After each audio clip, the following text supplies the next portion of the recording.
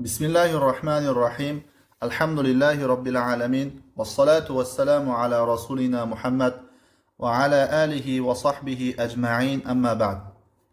Sirat fanidan darslarimizni davom ettiramiz. Biz yetib kelgan mavzuyimiz ba'athatuhu sallallohu alayhi va sallama fi g'ori Hiro'in. Mana shu mavzuga yetib keldik. Ya'ni Nabiy sallallohu alayhi va sallamni Hiro g'orida payg'ambar qilib yuborilishlari. Ba'athatuhu degani o'zi ba'tha yuborish, jo'natish degani. Ya'ni payg'ambar sollallohu alayhi vasallamni Hiro g'orida payg'ambar bo'lib jo'natilishlari degani, ya'ni u zotga vahiyni boshlanishi degan ma'noda. Lamma qaraba an-nabiy sallallohu alayhi va sallama al-40 hubbiba ilayhi al-khala'u. Nabiy sallallohu alayhi va sallam 40 yoshga yaqinlashib qolgan vaqtlarida u zotga xoli qolishlik, yolg'iz qolishlik sevimli, suyukli qilib qo'yildi. Yolg'iz qolishni yolg'iz qolib tafakkur qilishlikni payg'ambar sollallohu alayhi vasallam 40 yoshga yetib deb qo'ygan paytlarida yaxshi ko'rganlar. Fakana ya'khudhu as-sawiqa wal ma'a. Va payg'ambar sollallohu alayhi vasallam saviq va suvni olardilar. Saviq degani bu bug'doy yoki arpadan qilingan, ya'ni bug'doy yoki arpani un qilingan, ya'ni ezilgan holati. Buni talqon desak ham bo'ladi. Ya'ni saviq bu demak shu bug'doyni yoki unni olib turib maydalab un holatiga keltirilgan shu talqon sifat ovqatda aytiladi. Va yadhabu ila g'ori Hiro'in. Demak mana shu talqon sifat saviqni va suvni olardilarda va Hiro g'origa ketardilar. Bu Hiro g'orini aytayaptiki, ala mab'adati nahwi milayni min Makkah. Hiro g'ori Makkadan 2 milcha nima uzoqlikda edi. Nahva degani atrofida, yaqinida, ya'ni Makkadan 2 mil atrofida, 2 milga yaqin uzoqlikda edi. Endi 1 mil qancha bo'ladi desa, bu uzunlik o'lchov birligi. Bu ba'zilar 1200 metr deb aytishgan, ba'zilar 1900 metr. Ya'ni muhimi shu 1 kilometr bilan 2 kilometr orasidagi son, ya'ni 1 mil. Shunda 2 mil 3 kilometr, 4 kilometr uzoqlikda bo'ladi taxminan. Fayuqimu fihi shahra Ramazona. Payg'ambar sollallohu alayhi vasallam ana shu Hiro g'orida Ramazon oyida qolardilar. ويقضي وقته في العبادة والتفكير فيما حوله من مشاهد الكون وفيما وراءها. Nima qilardilar desa, demak payg'ambar sollallohu alayhi vasallam Hiro g'origa chiqib ketyaptilar o'zlari bilan suv va taom olib turib va o'sha joyda uzoq vaqt qolyaptilar. Nima qilardilar desa, vaqtlarini ibodatda o'tkazardilar va atroflaridagi kavn degani borliq, mashahid degani manzara, ko'rinib turgan narsa. Ya'ni demak, o'zlarini vaqtlarini ibodatda va atroflaridagi borliqni mashahid, ya'ni ko'rinishi haqida tafakkur qilishlik va ana shu borliqni ko'rinishi, manzarasini orqasidagi narsalar haqida tafakkur qilishlikda nima qilardilar? Payg'ambar sollallohu alayhi vasallam vaqtlarini o'tkazardilar. Ya'ni demak, vaqtlarini o'sha joyda ibodat qilib o'tkazardilar va yana tafakkur qilib o'tkazardilar. Nima to'g'risi desa, o'zlarini atroflaridagi nima borliqda bo'lib turgan mashahid, borliqdagi mashahid ya'ni ko'rinib turgan manzaralar va ana shu ko'rinib turgan manzaralarni atrofidagi, orqasidagi narsalar haqida tafakkur qilib vaqtlarini o'tkazardilar. Va huwa g'ayru mutma'innin lima alayhi qawmuhu min aqoida. Nimaga bunaqa payg'ambar sollallohu alayhi vasallam borliq to'g'risidagi va uni orqasidagi narsalar haqida tafakkur qilyaptilar desa, sababi chunki u zot qavmlari bo'lib turgan aqoid, ya'ni e'tiqodlarga xotirjam emasdilar. Ya'ni ko'ngillari bu e'tiqodlar bilan taskin topmagandi. Qavmlarini e'tiqodi bilan, ya'ni. Walakin laysa bayna yadayhi tariqun wadihun wala manhajun muhaddadun wala tariqun qasidun yatma'innu ilayhi va yardahu. Lekin shu bilan birgalikda, ya'ni tafakkur qilyaptilar, qo'ldan kelgancha o'ylayaptilar, lekin oldilarida ham ravshan bir yo'l yo'q edi. Va yana muhaddad, ya'ni belgilangan bir chegaralangan manhaj ham, ya'ni yo'l ham yo'q edi. Va yana unga xotirjam bo'ladigan va undan rozi bo'ladigan bir to'g'ri bo'lgan yo'l yo'q edi. Tariqun qasid degani to'g'ri yo'l degani. Va kana ixtiyoruhu sallallohu alayhi va sallam li hadhihi al-uzdati tarafan min tadbirillahi lahu. Payg'ambar sollallohu alayhi vasallam mana bu uzlatni, ya'ni insonlardan ajralib yakka yurishni, yakka qolishni, mana bu uzlatni ixtiyor qilganliklari Alloh taolo u zotni, ya'ni payg'ambar sollallohu alayhi vasallamni, payg'ambar sollallohu alayhi vasallam uchun bo'lgan Alloh taoloning tadbiridan bir taraf edi deb aytayapti. Ya'ni tadbiridan bir qismi edi, bir ulushi edi deb aytayapti. O'zi tarof degani bir narsani uchi yoki chekkasi, tarafi degan ma'noda. Endi bu yerda bir qismi, bir bo'lagi deb ma'no bersak, vallohu alam bo'laversa kerak. Ya'ni shunda ma'nosi shunday bo'lib qoladiki, mana bu uzlatni, ya'ni yolg'iz qolishlikni payg'ambar sollallohu alayhi vasallam ixtiyor qilganliklari Nabiy sallallohu alayhi vasallam uchun bo'lgan Allohning tadbiridan bir taraf, tadbiridan bir qism edi, bo'lak edi. Nimaga Alloh taolo bu narsani payg'ambar sollallohu alayhi vasallamga tadbir qildi deyilsa, mana bunaqa yolg'iz qolishlikni. Lima yantaziruhu min al-amri al-azimi. Nabiy sallallohu alayhi vasallamni kutib turgan ulkan ishlar uchun. Ya'ni u kishini hali kelajakda katta ishlar kutib turgan edi. Shu narsa uchun ham Alloh taolo u kishini bir yolg'iz qolishlikni sevimli qilib, u kishiga suyukli qilib qo'yib, mana shu uzlatni payg'ambar sollallohu alayhi vasallamga Alloh taolo taqdir qilib qo'ydi. Fayasta'iddu li hamlil amanati al-kubra. Va natijada shu yolg'iz qolib, o'ylab, tafakkur qilib va natijada nima qiladilar? Eng katta omonatni ko'tarishlik uchun yasta'iddu, tayyor bo'ladilar. Va kana zalika qabla taklifihi bir risalati bi 3 sanawatin. Aytayaptiki, mana shu narsa yuqoridagi bo'lgan voqealar Nabiy sallallohu alayhi vasallamga risolatni, ya'ni payg'ambarlikni yuklanishidan oldin 3 yil oldin, ya'ni bo'lganini aytibdi. Ya'ni risolat payg'ambar sallallohu alayhi vasallam yuklanishidan 3 yil oldin bu narsa sodir bo'lgan. Jibrilu val vahyu. Endi Jibril va vahiy to'g'risida. Demak, payg'ambar sallallohu alayhi vasallam 40 yoshga yaqinlashib qoluvdilar. U zot Hiro g'origa ketib, u yerda uzoq vaqtlarni yolg'izlikda, tafakkurda, voqelik to'g'risida, borliq to'g'risida tafakkur qilishlikda o'tkazdilar. Endi keyingi mavzu nima bo'lyapti? Jibril va vahiy to'g'risida. Lamma balagha sallallohu alayhi va sallam 40 aman ibta'athahu Allohu tabaraka va ta'ala lil alamin bashiran va nadhira. Nabiy sallallohu alayhi vasallam qachonki 40 yoshga yetgan vaqtlarida Alloh taolo u zotni olamlarga xushxabar beruvchi va ogohlantiruvchi qilib yubordi. Demak, 40 yoshda payg'ambar sollallohu alayhi vasallam payg'ambar bo'lib, Alloh taolo payg'ambar qilgan 40 yoshda payg'ambar sollallohu alayhi vasallam. Va atahu Jibrilu alayhi salamu bil vahyi min robbil alamin bi g'ori Hiro'in.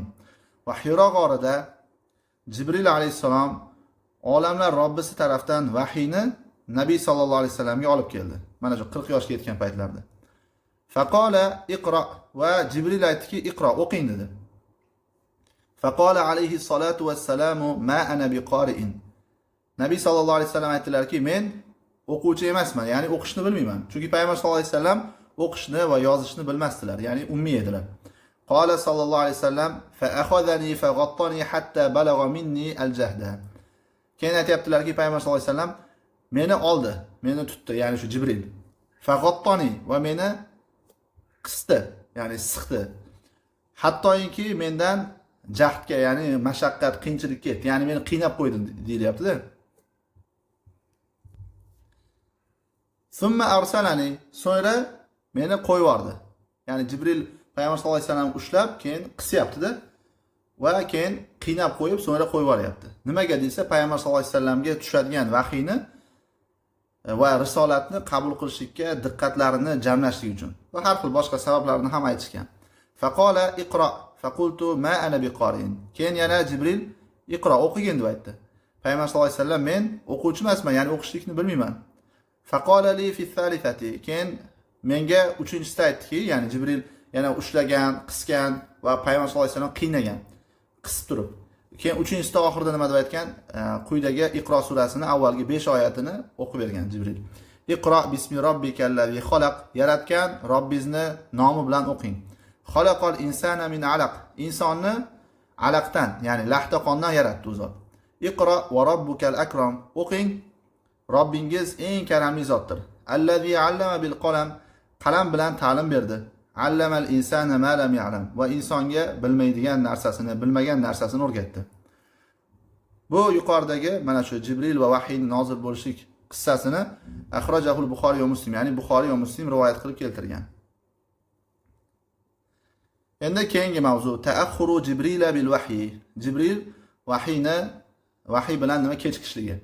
Ya'ni o'rtada birinchi vahiy nozil bo'lyapti va payg'ambar sollallohu alayhi vasallamga bu narsa juda ham og'ir bo'lgan. Shuning uchun bir muddat vahiy uzilgan, to'xtab turgan. ويذكر في ذلك قصة سيقت في صحيح البخاري. aytayaptiki, ana shu borasida, ya'ni mana shu narsa haqida, ya'ni Jibril alayhisalomning vahiy bilan kechikishlik masalasida Buxoriyda keltirilgan qissa zikr qilinadi. Ya'ni Buxoriyda bir qissa keltirilgan, shuni ko'pincha zikr qilinadi. Ya'ni sirat kitoblarida. Annahu lamma ta'akhkhara nuzulu Jibril bil wahyi fi awwal al ba'thati baqiya Rasululloh sollallohu alayhi vasallam. Aytayaptiki, Jibril birinchi, ya'ni payg'ambar qilib yuborilishni avvalida, boshida, ya'ni birinchi vahiyni tushgan paytida payg'ambar qilib Alloh taolo payg'ambar sollallohu alayhi vasallamga vahiyni tushirgan paytni avvalida Jibril alayhisalom vahiy bilan ya'ni vahiyni olib tushishligi kechikdi. Ya'ni ana shu kechikkan vaqtda Rasululloh sollallohu alayhi vasallam qoldilar va fataral vahyu fatratan. Va vahiy bir muddat uzilib qoldi deb aytibdi. Shunda nima bo'ldi desa, hazina an-nabiy sallallohu alayhi vasallam, payg'ambar sallallohu alayhi vasallam mahzun bo'lib qoldilar. Demak, yuqoridan yana bir boshqadan ma'no aytsak, Jibril alayhisalom payg'ambar qilib yuborilishni avvalida, boshida vahiyni olib tushishligi kechikkan vaqtda Rasululloh sollallohu alayhi vasallam qoldilar, ya'ni vahiy tushilmagan holatda payg'ambar sollallohu alayhi vasallam qoldilar va fataral vahyu fatratan, va vahiy bir muddat uzilib to'xtab qoldi. Shunda payg'ambar sollallohu alayhi vasallam hazinan nabiy sollallohu alayhi vasallam, payg'ambar sollallohu alayhi vasallam mahzun bo'ldilar. Fima balag'ana, bizga yetishicha deb aytayapti. Ya'ni bu gap Zuhriy rahimahullohning gapi. Ya'ni bizga yetishicha deb aytayapti. Payg'ambar sollallohu alayhi vasallam mahzun bo'ldilar, huznan. Shunday mahzun bo'ldilarki, g'ada minhu miraran, ana shu mahzunlik sababli bir necha marta ketdilar. G'ada degani ertalab ketishlik. Nimaga ketardilar, chiqib ketardilar desa, yataradda min ru'usi shawahiqil jibali. Tog'larni baland, shavahiq degani baland, ulkan degani, jibal tog'lar. Ya'ni ulkan baland tog'larni uchidan tashlashlik uchun, ya'ni o'zlarini tashlashlik uchun bir necha marta o'sha mahzunlik sababdan chiqib ketardilar. Fa kullama awfa bi zirwati jabalin likay yulqi nafsahu minhu tabadda lahu Jibrilu. Har qachon bir tog'ni cho'qqisiga yaqinlashgan vaqtlarida, ya'ni o'zlarini o'sha tog'dan uloqtirish, tashlab yuborishlik uchun bir tog'ni zirvasiga, ya'ni cho'qqisiga yaqin kelgan vaqtlarda u kishiga Jibril ko'rinardi payg'ambar sollallohu alayhi vasallamga. Faqala ya Muhammadu innaka rasulullohi haqqan. Keyin Jibril aytardiki, ey Muhammad, albatta siz haqiqatan Allohning rasulisiz. Ya'ni taskin beryapti-da payg'ambar sollallohu alayhi vasallamga. Fayaskunu lidhalika ja'shuhu. Shu sababli, ya'ni shu Jibril ko'rinib, siz rostdan ham Allohning rasulisiz, haqiqatan ham deb Jibril aytgani, mana shu narsa gaplari ko'rinishligi, mana shu narsa sababli payg'ambar sollallohu alayhi vasallamning jashi, ya'ni hayajonlari nima bo'lardi, bosilardi. Va taqarra nafsuhu va taqarru nafsuhu, va yana nafslari tinchlanardi. Fayarji'u, va qaytib ketardilar yana. Fa idza talat alayhi fatratul wahyi g'ada limithli zalika. Va yana qachonki payg'ambar sollallohu alayhi vasallamga vahiyni to'xtab qolishligi, ya'ni mana shu vahiyni uzilib qolishlik vaqti uzayib ketgan vaqtda ana shuni misli uchun, ana shuni ayni o'zi uchun yana chiqib ketardilar. Ya'ni o'zlarini yana shu tog'i tepalaridan tashlab yuborishlik uchun nima chiqib ketardilar. Fa iza awfa bi zirwatil jabali tabadda lahu Jibrilu.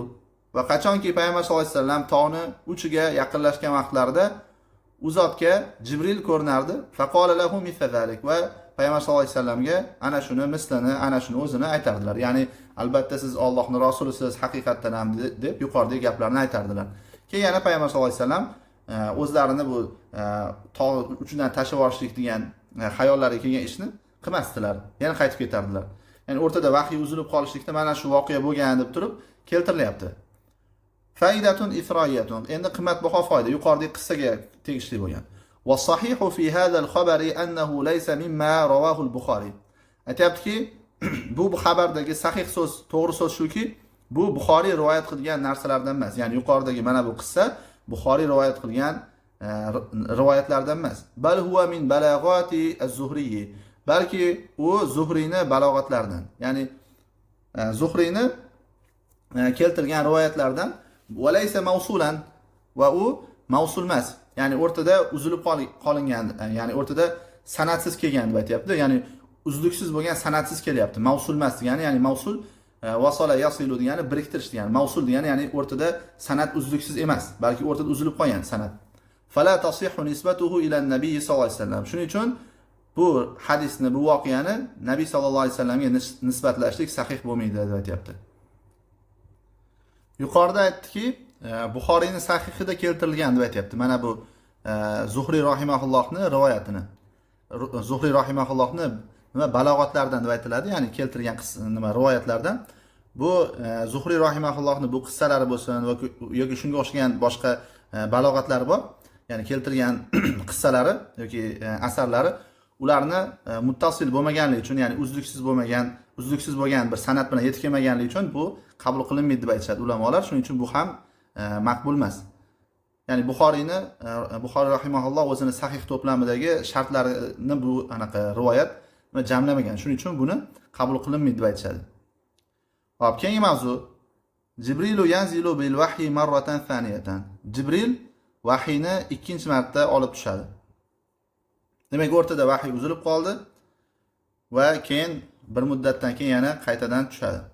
Va lekin shu vahiyni uzilib qolishlikdagi holatdagi mana bu Payg'ambar sollallohu alayhi vasallam chiqib o'zlarini tashavormoqchi bo'lishliklari bular demak ishonchli qissa emas ekan. Qala ibn Hajar va kana zalika ay hadha al-inqita'u liyadhhaba ma kana sollallohu alayhi vasallam wajadahu min ar-raw'i va liyahsul lahu at-tashawwuf ila al-'audi. Ibn Hajar rahimahulloh aytadilarki, va ana shu narsa, ya'ni mana bu uzilishlik, vahiyni to'xtab turishligi nimaga edi deyilsa, liyadhhaba ma kana sollallohu alayhi vasallam wajadahu min ar-raw'. Ya'ni Payg'ambar sollallohu alayhi vasallam topgan qo'rqinch, dahshatni ketishligi uchun edi.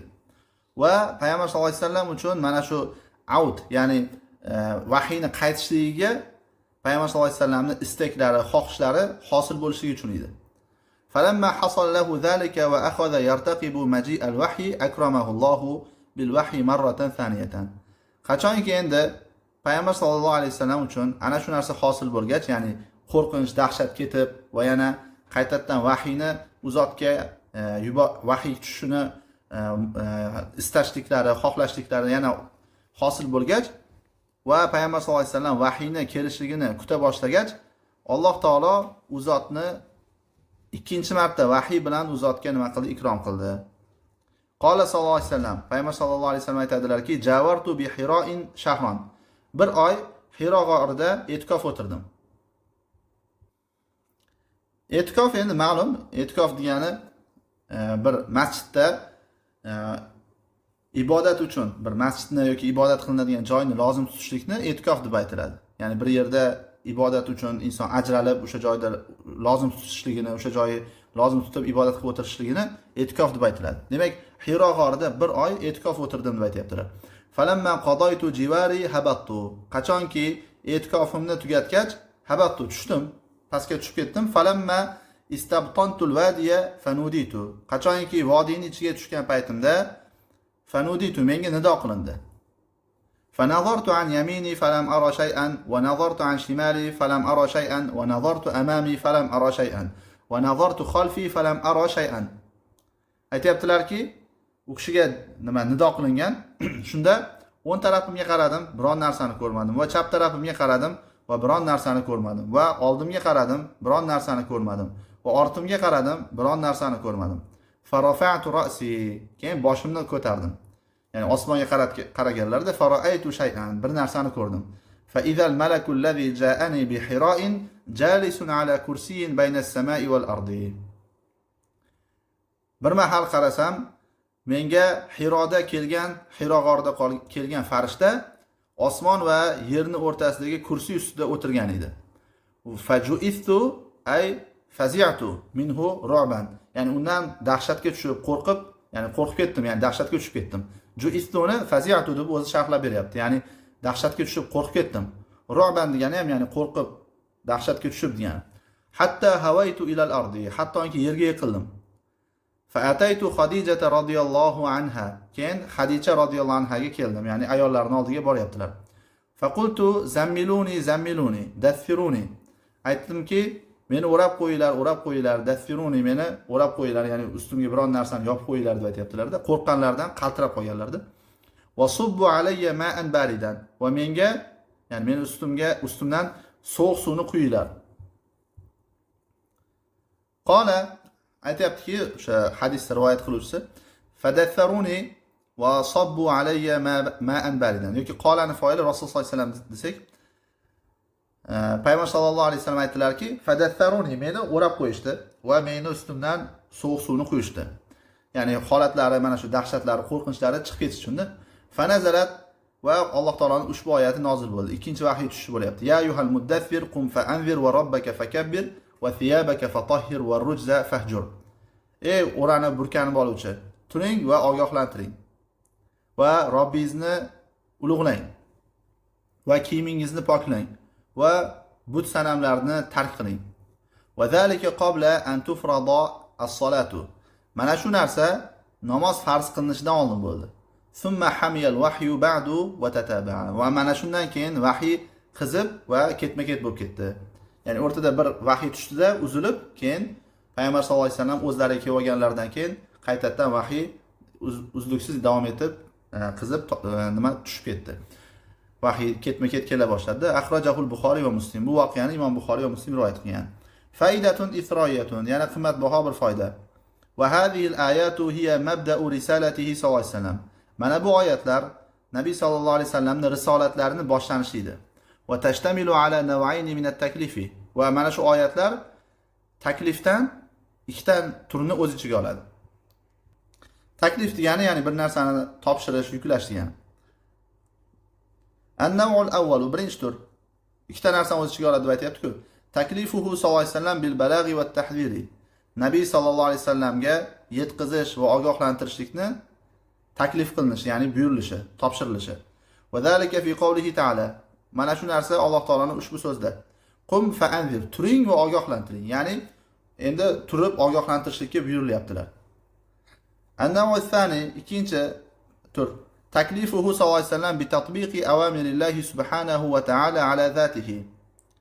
Alloh taolaning buyruqlarini o'zlarining zoti ala zatihi, ya'ni o'zlarining zotlarida, ya'ni o'zlariga deganda, o'zlariga Allohning buyruqlarini tatbiq qilishlikka bo'lgan payg'ambar sollallohu alayhi vasallamga nima buyruq bo'ldi. Mana shu narsa topshirildi. Va zalika fi baqiyatil ayati. Va mana bu narsa qolgan oyatlarda.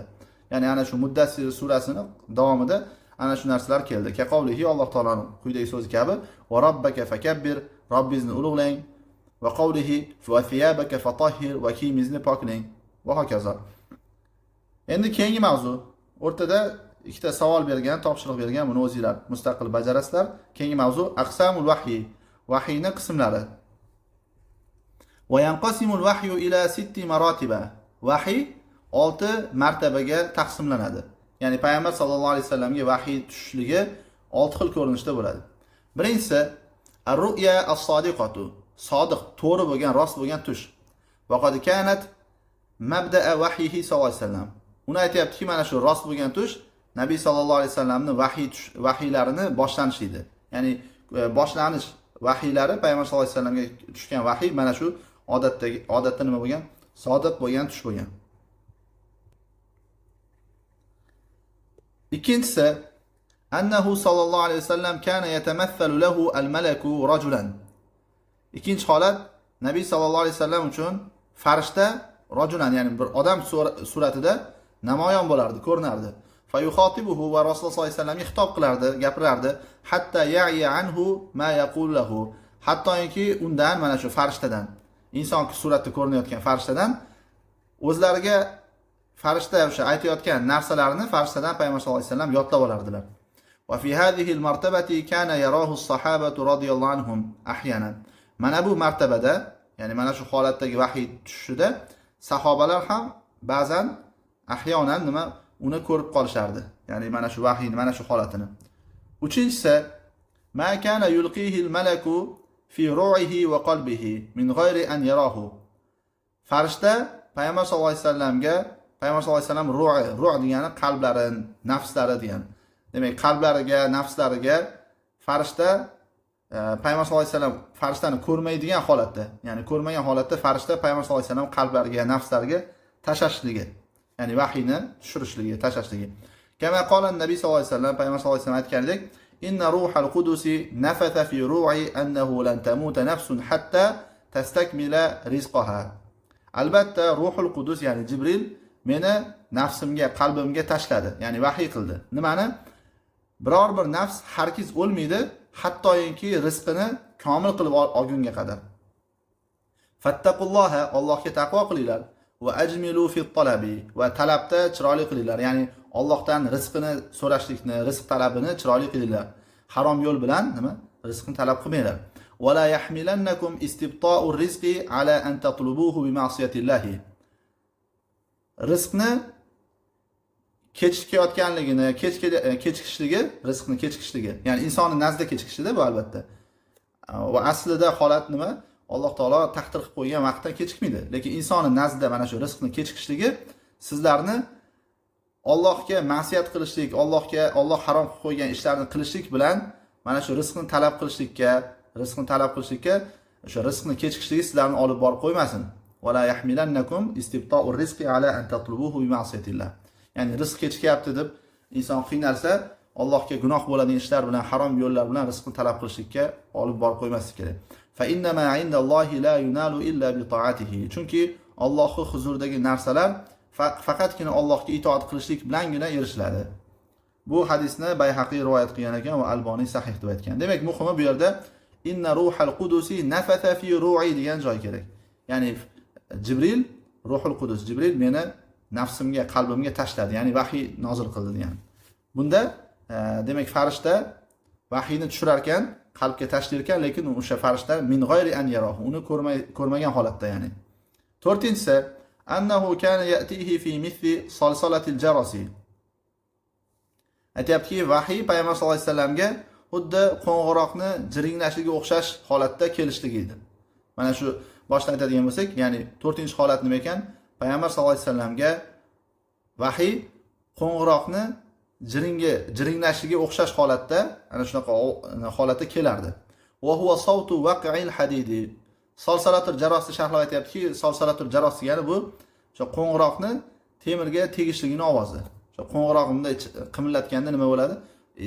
O'sha qo'ng'iroqni jiringlashi eshitiladi, temirga tegib turib. Va kana ashaddahu alayhi. Va mana bu narsa, ya'ni mana shu holat payg'ambar sollallohu alayhi vasallamga eng qattiq edi, eng shiddatlisi edi.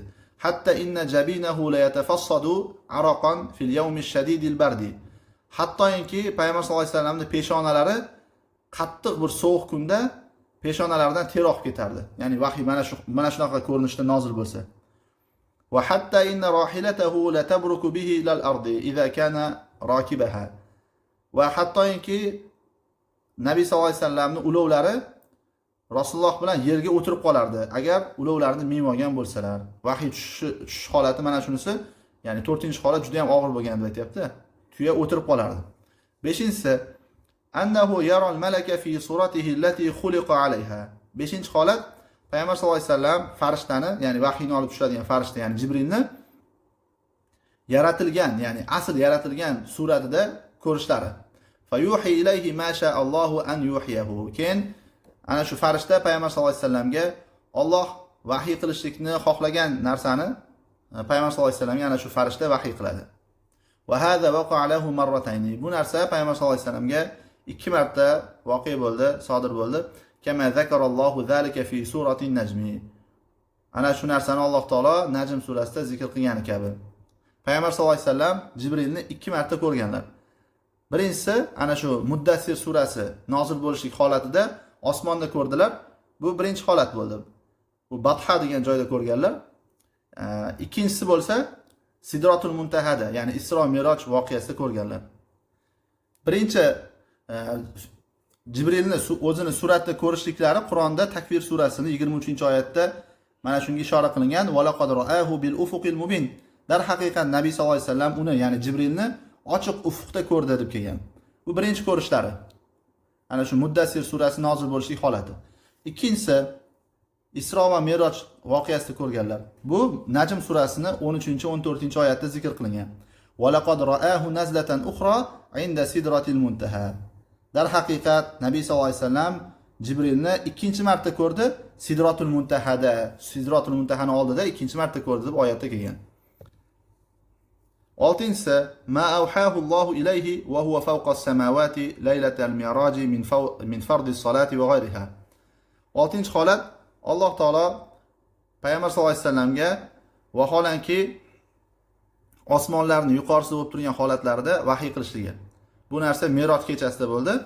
Ya'ni Meroj kechasida namozni farz qilinishi va undan boshqa amallardan iborat Meroj kechasida osmonlarni yuqorisida bo'lib turgan holatlarda Alloh taolo payg'ambar sollallohu alayhi vasallamga vahiy qilishligi. Mana shu 6-holat. Ya'ni o'rtada hech qanaqa farishta bo'lmasdan Alloh taolo Meroj kechasida payg'ambar sollallohu alayhi vasallamga o'zi namozni farz qilgan va hokazo vahiylar bo'lgan. Endi shu bilan bugungi darsimiz nihoyasiga yetdi.